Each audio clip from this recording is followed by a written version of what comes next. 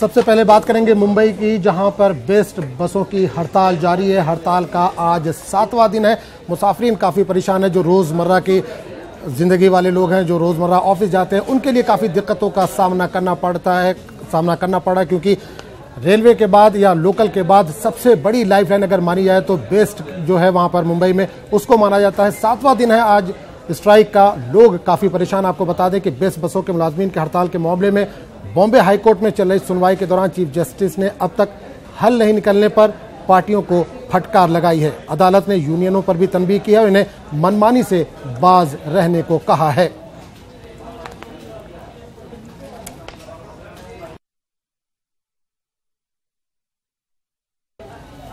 और इस पूरे मामले पर बात करने के लिए हम सीधे रुख करेंगे मुंबई का, जहां सामान्य नुमाइंदे प्रशांत पांडे सीधे तौर पर जुड़े हैं। प्रशांत, आज 7वां दिन है, बेस्ट बसों की हड़ताल लगातार जारी है। क्या कहा है कोर्ट ने, अदालत ने क्या कहा है इस पूरे मामले पर? जी बिल्कुल, देखिए सबसे पहले मैं आपको तस्वीर दिखाऊं तो मुंबई का ये CST बस डिपो है, जहां पर आमतौर पर देखा जाए तो काफ़ी भीड़ होती थी और ऐसे भी जो लोग हैं यहाँ पर काफ़ी इकट्ठा होते थे। लेकिन आज अगर आप देखें तो डिपो पूरा खाली पड़ा हुआ है। यहाँ पर बेस्ट की बसेस कोई नहीं है। जो बसेस आप तस्वीरों में देख रहे हैं ये राज्य सरकार की बेस्ट की बसेस है, जिन्हें ST कहा जाता है। इसका इस्तेमाल करके जो लोग हैं उन्हें दफ्तर तक, उनके मंजिल तक पहुँचाया जा रहा है। बस स्टॉप अगर आप देखें तो पूरा डिपो दूसरी तरफ से पूरी तरफ से खाली है। ना तो बस स्टॉप पे लोग हैं, ना ही डिपो में कोई बसेस है। कुल मिलाकर देखा जाए बॉम्बे हाई कोर्ट में जो सुनवाई हो रही थी उस दौरान कोर्ट ने हल न निकलने पर काफ़ी गुस्सा जताया है। बेस्ट के प्रशासन को ये कहा है कि मैंने पहले ही कहा था कि एक कमेटी का गठन किया जाए और इस पर कोई ना कोई हल ज़रूर निकाला जाए, लेकिन अब तक कोई हल नहीं निकला गया है। तो बेस्ट को फटकार लगाई। साथ ही जो यूनियन है बेस्ट के, उन्हें भी ये कहा गया है कि अगर आपको कोई निर्देश या आदेश नहीं दिया जा रहा है बॉम्बे हाई कोर्ट की तरफ से, तो इसका मतलब ये नहीं कि आप सिर्फ हड़ताल पर ही रहेंगे। यानी कुल मिलाकर देखा जाए तो हाई कोर्ट ने जो है काफ़ी नाराज़गी इस पर जताई हुई है और साफ तौर पर सभी को कहा है कि 3 बजे एक बार फिर से बॉम्बे हाई कोर्ट में हाजिर होंगे, जहां पर एक बार फिर से हाई कोर्ट जो है सुनवाई करेगी। और उम्मीद है कि आज 3 बजे जब बॉम्बे हाई कोर्ट एक बार फिर से सुनवाई करेगी तो इस मसले पर, इस विवाद पर कोई ना कोई हल जरूर निकाला जाएगा। 3 बजे के आसपास सभी मांगे किसी भी मांग पर सहमति बनती नहीं दिख रही है। हाजिर रहने का आदेश जो है हाई कोर्ट की तरफ से दिया गया है।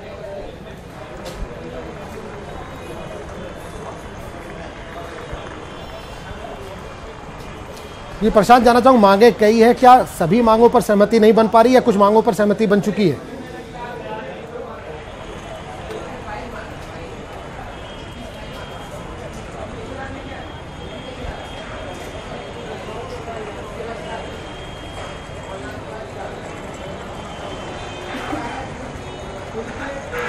प्रशांत, अगर आप तक आवाज़ पहुंच रही है हमारी तो जानना चाहूँगा कि मांगे कई हैं, क्या सभी मांगों पर असहमति बनी हुई है या कुछ पर सहमति भी बनी है अभी तक?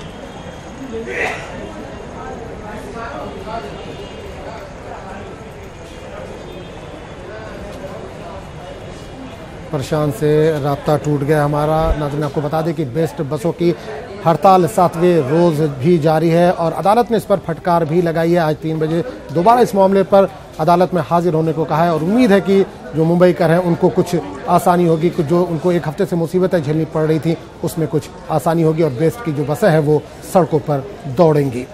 आगे बढ़ेंगे दूसरी खबर की तरफ और रुख करेंगे उत्तर प्रदेश का। उत्तर प्रदेश में जो फेक इनकाउंटर की खबरें आ रही थी उसको लेकर सुप्रीम कोर्ट ने उत्तर प्रदेश सरकार को लताड़ा है। उन्होंने उत्तर प्रदेश में फर्जी इनकाउंटर मामले में सुप्रीम कोर्ट ने यूपी हुकूमत को इस सिलसिले में नोटिस भी जारी किया है। CBI या SIT जांच की मांग के लिए दाखिल अर्जी पर ये नोटिस जारी किए गए। चीफ जस्टिस रंजन गोगोई ने मामले को नहायत ही संजीदगी से लिया। इन्होंने कहा कि इस मामले में तफसील से समाअत होनी चाहिए। वादरे के मामले की अगली समाअत 12 फरवरी को है।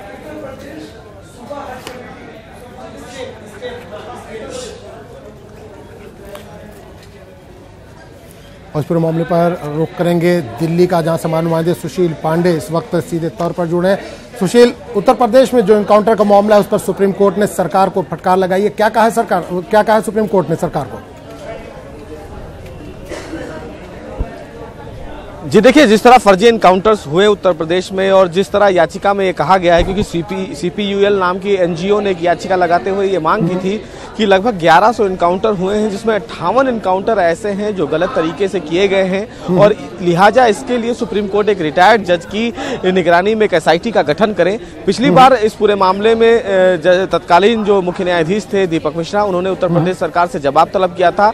उत्तर प्रदेश सरकार ने अपने जवाब में ये कहा था कि जितने भी इनकाउंटर्स हुए हैं वो नियमों के आधार पर हुए हैं और जितने इनकाउंटर्स हुए हैं उन तमाम लोगों के खिलाफ गंभीर अपराध के मामले चल रहे थे, इसलिए इनकाउंटर किए गए हैं। हालांकि आज इस पूरे मामले में सुनवाई के दौरान सुप्रीम कोर्ट ने कहा कि मामला काफी गंभीर है और इसीलिए इस पूरे मामले की परीक्षण करने की जरूरत है, काफी गंभीरता से इस पूरे मामले की सुनवाई करने की जरूरत है और इसीलिए फिलहाल सुप्रीम कोर्ट ने उत्तर प्रदेश सरकार को नोटिस जारी किया है। सुप्रीम कोर्ट अब इस पूरे मामले में 12 फरवरी को सुनवाई करेगा और इस मामले में देखना यह है कि उत्तर प्रदेश अब इस पूरे मामले में अपना क्या कुछ जवाब दाखिल करता है। वहीं मामले की सुनवाई के दौरान सुप्रीम कोर्ट में याचिकाकर्ताओं ने कहा कि संयुक्त राष्ट्र संघ ने इस प्रकार के मुठभेड़ को लेकर काफी चिंता जाहिर की है, जो उन्होंने फिलहाल उसकी जो कॉपी है वो चीफ जस्टिस के सामने भी रखा है। चीफ जस्टिस ने कहा कि इस पूरे मामले को काफी गंभीरता से लिया जाएगा और इस पूरे मामले की सुनवाई काफी विस्तार से की जाएगी। तो अब देखना यह है कि 12 फरवरी को जो सुनवाई होनी है उस सुनवाई के दौरान उत्तर प्रदेश सरकार अपना क्या कुछ जवाब देते हैं। एनकाउंटर्स को लेकर उत्तर प्रदेश सरकार अपना क्या कुछ जवाब देती है कि जितने भी एनकाउंटर्स हुए हैं वो नियमों के मुताबिक हुए हैं, वो कौन कौन लोग थे जिनके खिलाफ एनकाउंटर्स करवाए गए हैं। तो वो तमाम चीजें हैं जिस पर फिलहाल विस्तार से उत्तर प्रदेश सरकार को फिलहाल सुप्रीम कोर्ट में बताना होगा और देखना यह है कि क्या उत्तर प्रदेश सरकार उन तमाम एनकाउंटर्स को लेकर सुप्रीम कोर्ट को संतुष्ट कर पाता है या फिर नहीं। बिल्कुल सुशील, UN ने भी इस पर सवाल खड़े किए हैं, सुप्रीम कोर्ट ने भी सवाल खड़े कर दिए। चुनाव स्तर पर है, आम चुनाव स्तर पर है, सरकार के लिए मुश्किलें पैदा हो सकती हैं। जी देखिए, फिलहाल मामला न्यायालय में है, चूंकि उत्तर प्रदेश सरकार ने अपना स्टैंड पहले ही साफ कर दिया है, क्योंकि सुप्रीम कोर्ट ने कहा है कि जितने इनकाउंटर्स किए गए हैं वो इनकाउंटर्स फिलहाल जो नियम हैं और उन तमाम लोगों के खिलाफ गंभीर अपराध के मामले दर्ज थे और उस आधार पर किए गए हैं। लेकिन परिस्थितियां क्या थी इनकाउंटर करने की, वो तमाम चीजें फिलहाल उत्तर प्रदेश सरकार को बताने होंगे। अब फिलहाल ये इनकाउंटर इलेक्शन कितना इफेक्ट करता है ये कह पाना थोड़ा सा मुश्किल होगा, लेकिन सरकार को तो ये संतुष्ट करना होगा सुप्रीम कोर्ट को कि जो इनकाउंटर्स हुए हैं वो इनकाउंटर्स किन आधार पर हुए हैं और उन तमाम लोगों के पीछे कौन कौन से ऐसे मामले दर्ज थे जिनके आधार पर ये इनकाउंटर किए गए। जी बिल्कुल सुशील, एक और सवाल यहाँ पर पैदा होता है। अपोजिशन लगातार इस इनकाउंटर पर सवाल उठाती नहीं, चाहे वो मायावती हो, चाहे अखिलेश यादव हो या कांग्रेस हो, तो क्या उनको एक और मौका मिल गया? जिस तरह से कल UN का बयान आया, उसके बाद आज सुप्रीम कोर्ट का ये जो टिप्पणी हुई।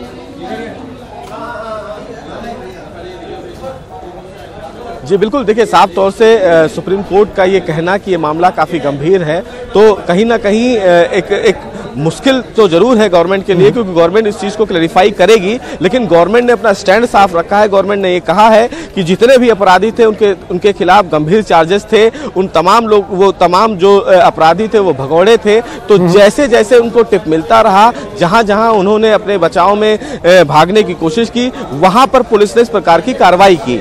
अब फिलहाल उस कार्रवाई को नियमों के आधार पर किया गया है या नहीं किया गया है, ये तमाम चीजें फिलहाल उत्तर प्रदेश सरकार को। तमाम जानकारी के लिए बहुत बहुत शुक्रिया आपका। तो नाज़रीन, इस वक्त उत्तर प्रदेश से एक बड़ी खबर आ रही है, कुंभ मेले से ये बड़ी खबर आ रही है। आपको बता दें प्रयागराज से बड़ी खबर है, कुंभ मेले में आग लगने की हमारे पास खबर आ रही है। दिगंबर अखाड़े में ये आग लगी है, टेंट समेत काफी सामान जल चुका है। फायर ब्रिगेड अमला मौके पर मौजूद है और आग बुझाने की कोशिशें इस वक्त जारी है। आपको बता दें इस वक्त बड़ी खबर आ रही है प्रयागराज से, जहां कुंभ मेले में आग लगी है।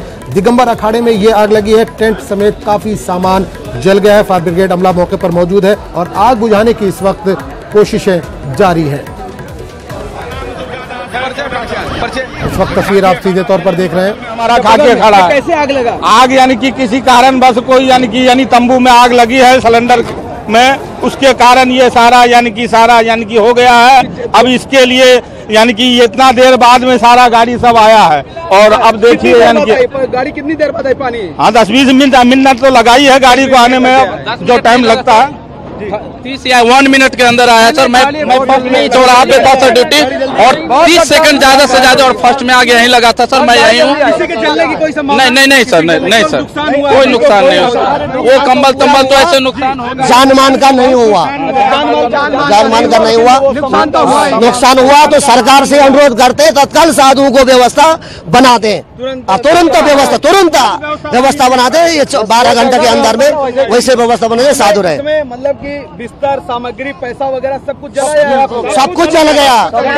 हम लोग भोजन करके विश्राम कर रहे थे, सब कुछ। साधु जो भंडारा होता है उसकी जो सामग्री होती है वो सारी चीज भस्म हो गई है, पूरी सामग्री, अनाज पानी सब। पैसा वगैरह भी कुछ, पैसा, अरे यार पैसा अभी जब अनाज ही खत्म हो गया, पहले खाएंगे फिर पैसा देखेंगे। अरे पैसा भी था तो महात्मा लोग भोजन करके यहाँ लेटे हुए थे, सब अपने कपड़ा उतारे हुए थे। हमने भी कोट था जिसमें पैसा था वो भी उतार लिया था, और ऐसे महात्मा सब लेटे हुए थे भोजन करके। कोई अपना सामान ले नहीं पाया। मेरे गाड़ी का चाबी नहीं ले पाया, गाड़ी जल गई। ये क्या कम हुआ? गाड़ी भी जल गई।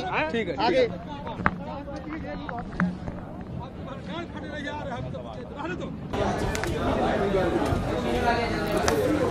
तो नाज़रीन, आप तस्वीर देख रहे हैं इस वक्त कुंभ मेले में आग लगने की ये तस्वीर है। दिगंबर अखाड़े में आग लगी है, टेंट समेत काफी सामान जल गया है।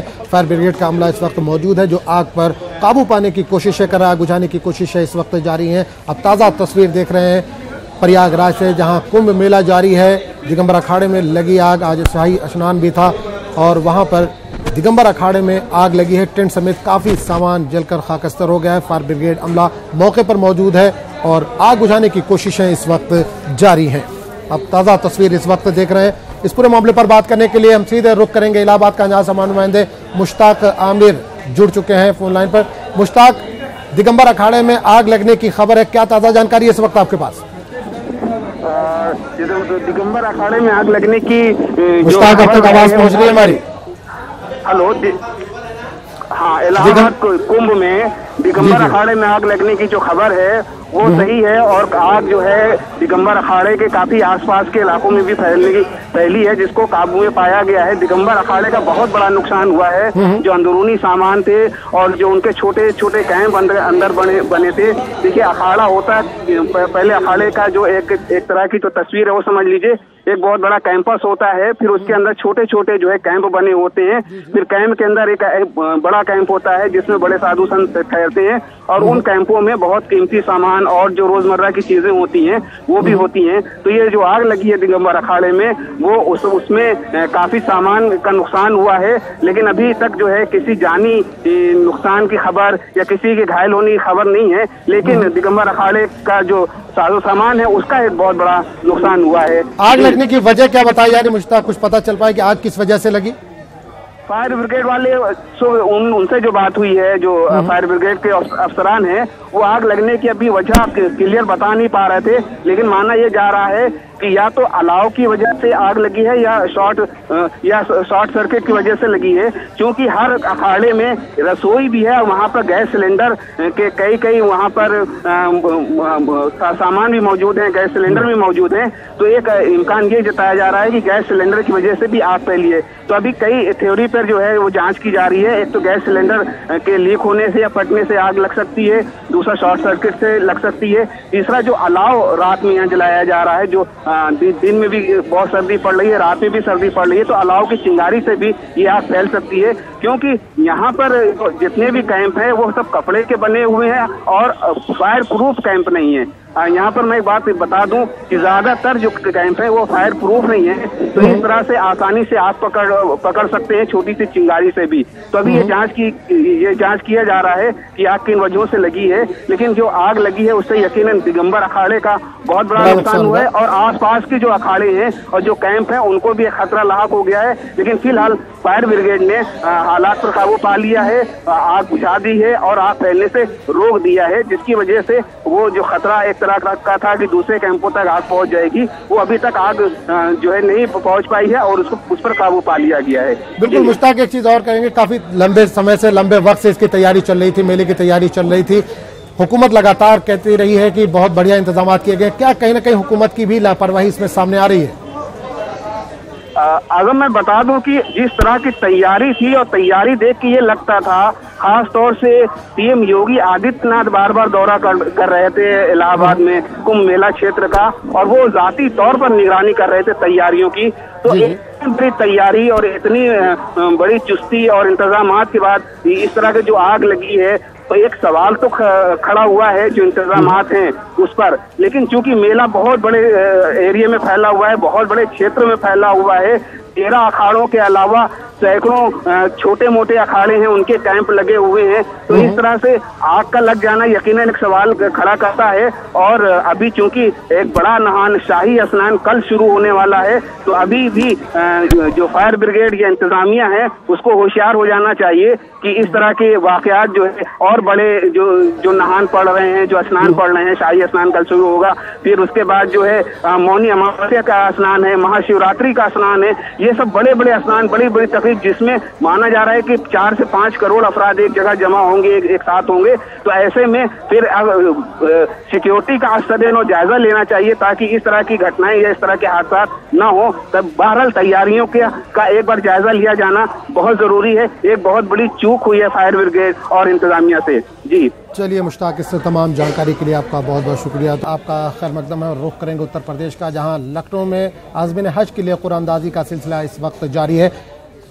उत्तर प्रदेश के जो हज भवन है उसमें ये कुरानंदाजी का सिलसिला जारी है। वाज़ेह है कि इस बार यूपी से 34,397 आज़मीनों ने दरख्वास्तें दी थी। आबादी के तनासुब के मुताबिक यूपी को 27,682 का कोटा अलॉट हुआ है। दीगर रियासतों से भी यूपी को 2,555 नशिस्तें मिली हैं। आपको बता दें कि कुरानंदाजी के नतायज आज शाम हज कमेटी की वेबसाइट पर जारी कर दिया जाएगा। और इस पूरे मामले पर बात करने के लिए हम सीधे रुख करेंगे लखनऊ का, जहां सामान मादिर तारिक कमर इस वक्त फोन लाइन के जरिए जुड़े। तारिक, इस वक्त लखनऊ में कुरानंदाजी का सिलसिला जारी है आज़मीन के, कब तक रिजल्ट आ सकता है पूरा? हाँ देखिए, अभी चंद ही लम्हों में शुरू होना है यहाँ पर, और जो रियासती वजीर बराए हज हैं मोहसिन रजा वो पहुंच चुके हैं। लक्ष्मी नारायण का इंतजार हो रहा है, तो तवक्को की जाती है कि 1 से 2 घंटे के दरमियान ये पूरे मामला सामने आ जाएंगे। लेकिन हज कमेटी ने, जो रियासती हज कमेटी ने टाइम दिया है आज़मीन को, वो शाम तक का टाइम दिया है। और देखिए, एक जो अहम पहलू निकल कर आया है सामने, वो आजम ये है कि ये जो पूरा अंदाजी है, इसमें तकरीबन 64 जो अजला हैं यूपी के, उनसे तो हम ये कह सकते हैं कि हम सभी आज़मीन हज का सिलेक्शन ऑलरेडी है। और 11 अजला ऐसे हैं जिनमें कुरानंदाजी के जरिए दरख्वास्त उनको मुंतखब किया जाएगा, क्योंकि दरख्वास्तें इन 11 अजला से ज्यादा आई हैं। तो एक तरह से हम कह सकते हैं कि बड़ी तादाद जो है वो तो ऑलरेडी सेलेक्ट है इसमें, लेकिन जो बाकी के बच्चे हुए 11 अजला हैं उनकी कुरानंदाजी पर खुसूसी तवज्जो इसलिए दी जा रही है कि यहाँ से दरख्वास्तें ज्यादा आई थी।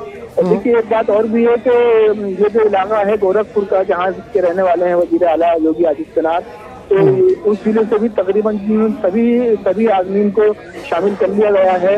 और कुछ खवातीन भी ऐसी हैं यूपी से जो कि बगैर महरम के जाना चाहती हैं, और महरम के बगैर जो यूपी से खवातीन जाएंगी उनको भी बगैर कुरानंदाजी के ही शामिल किया गया है। तो देखिए, ये जो एक रिवायत है इसको पूरा किया जा रहा है, और उम्मीद ये की जा रही है कि आइंदा 2-3 घंटे में मंजरनामा बिल्कुल साफ हो जाएगा। और शाम तक हर आज़िम के पास ये रिपोर्ट पहुंच जाएगी कि उसको किस अंदाज से सफर हज पर रवाना होना है और उसका सिलेक्शन हुआ है या नहीं हुआ है। तो मैं समझता हूँ कि जैसा टाइम दिया है हज कमेटी ने, आज शाम तक पूरा अपलोड कर दिया जाएगा। आजम बिल्कुल 27,000 के आसपास का कोटा है उत्तर प्रदेश का। तारिक, बाकी फॉर्म जो आए वो 37,000 के आसपास आए हैं, तो क्या लगता है जो दूसरी स्टेट में कम फॉर्म दाखिल किए गए उसका कोटा उत्तर प्रदेश को मिल सकता है? हाँ देखिए, इस बारे में उत्तर प्रदेश के वजीर हज ने लिखा भी है सेंट्रल हज कमेटी को, और इसके इम्कानात भी बहुत रोशन है कि कुल दरख्वास्तें जो थी, जैसा कि आपने भी बताया हमारे तमाम नागरिन को, 34,397 दरख्वास्तें थी जो मौसूल हुई थी उत्तर प्रदेश के मुख्तलिफ एरिया से, मैं कहूँगा 75 एरिया से। और फिर उसमें से ये है कि 27,682 लोगों का कोटा है जिन्हें रवाना होना है, जो कि आबादी के तनासुब से मुख्तस किया गया है। तो ये बाकी जो लोग बचते हैं 4,160 वो इंतजारी फहरिस्त में है, जिसमें से 2 इंतजारी फहरिस्त में रहेंगे और इंतजारी फहरिस्त के लोगों को भी शामिल करने के इम्कानात है। 2,555 बाकी बची हुई नशिस्तें जो उत्तर प्रदेश को दूसरी रियासतों से मिलेंगी, उसमें लोगों को एडजस्ट किए जाने के इम्कानात है, और ये इम्कानात बहुत रोशन है। तो कहा जा सकता है कि ये जो लोग हैं जिन्होंने फार्म भरे हैं, जो आज़ू करते हैं जाने का, उनके लिए रास्ते हमवार होते नजर जरूर आ रहे हैं। हाँ, इतना जरूर है तो देखिए जो एक पहलू पर जो आप दिखाते भी रहे हैं, हम अपने नाज़रीन को बताते भी रहे हैं, जिस पर तनकीद भी हुई थी, तबसरे भी हुए थे, लेकिन बगैर महरम के जाने वाली जो खवातीन है पूरे उससे मरकजी हज कमेटी के तलब के मुताबिक 24,340 है, जो कि गुज़िश्ता साल की बनिस्बत तकरीबन दुगनी है, क्योंकि गुज़िश्ता साल 1300 खवातीन थी जो बगैर महरम के रवाना हुई थी, लेकिन इसमें गैर मामूली तौर पर इजाफा हुआ है। और जी बिल्कुल, इसमें गैर मामूली तौर पर इजाफा हुआ। इस तमाम जानकारी के लिए तारिक कमर बहुत बहुत शुक्रिया लखनऊ से। और नाज़रीन अब रुख करेंगे दिल्ली का। दिल्ली के सफदरजंग अस्पताल में रेजिडेंस डॉक्टरों की हड़ताल जारी है, जिसकी वजह से इमरजेंसी खिदमत पूरी तरह से ठप पड़ी हुई। हमारी नुमाइंदा रचना ने हालात का जायजा लिया। कि मरीज अस्पताल में इलाज के लिए आता है, लेकिन जब इलाज ना मिले तो वो हताश हो जाता है। जी हाँ, हम बात कर रहे हैं दिल्ली के सफदरजंग अस्पताल की, जहां पर डॉक्टर्स और तीमारदारों के बीच झड़प हुई। उसके बाद जो रेजिडेंट डॉक्टर हैं वो हड़ताल पर चले गए और हड़ताल पर जाने के कारण बिहार से आए एक परिवार ने अपने एक सदस्य को खो दिया। आप देख सकते हैं कि वो परिवार हमारे साथ है, जिस तरीके से वो इलाज के लिए अपने परिवार के लोगों को, जो सदस्य था उसको लेकर यहाँ पर आए थे, लेकिन इलाज नहीं मिला क्योंकि डॉक्टर्स हड़ताल पर हैं, ना तो उन्हें अंदर जाने दिया गया। और यहाँ पर जिस तरीके की एक बड़ी लापरवाही देखने के लिए मिल रही है, ये भी एक प्रश्न चिन्ह लगाता है स्वास्थ्य विभाग पर। आप ये बताइए कि आप लोग कहाँ से, आंटी आप कहाँ से आई हैं? बिहार से। सीतामढ़ी जिला से आयल छी रे बाप रे, भर्ती घर है रे बाप। कब भर्ती किया था आंटी? रे हम सब सुन्नी सन के रात में एक्सीडेंट कहलक, खोजलक सब लड़का यहाँ के हमर भगिना सब खोजलक, तब यही में भर्ती सब कह देले रहे दूसरे आदमी सब, खोजत